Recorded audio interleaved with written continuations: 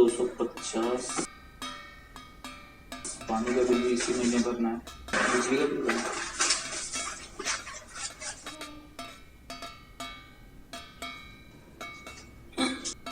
4,000? ये क्या 4,000 रुपए? अरे बिजली का बिल 4,000 रुपए आया है। अरे सुन रही हो, बिजली का बिल 4,000 रुपए आया है। तो भर दो।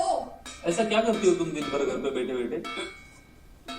इतनी बार बोला है कि टीवी कम देखा करो, कम देखा करो, लेकिन नहीं, एक ही शो को बार बार देखना है। क्या मिल जाता तुमको रिपीट टेलीकास्ट देख के? और मुझे ये नहीं समझ में आता है कि टीवी चालू है तो वाईफाई चालू कौन रखता है भाई?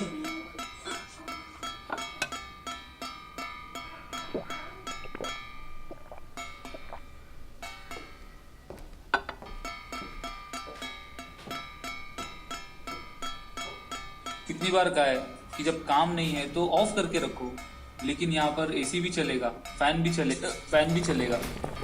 कभी कभी तो मैडम घर की सारी लाइट्स ऑन रख के सैर पे निकल जाती है। ऊपर से तुम्हारे फोन का bill, online subscription, online shopping, इन सब के लिए पैसे तो पेड़ पर उठते हैं ना। अब कहाँ से लाऊं इतने सारे पैसे घर चलाने के लिए?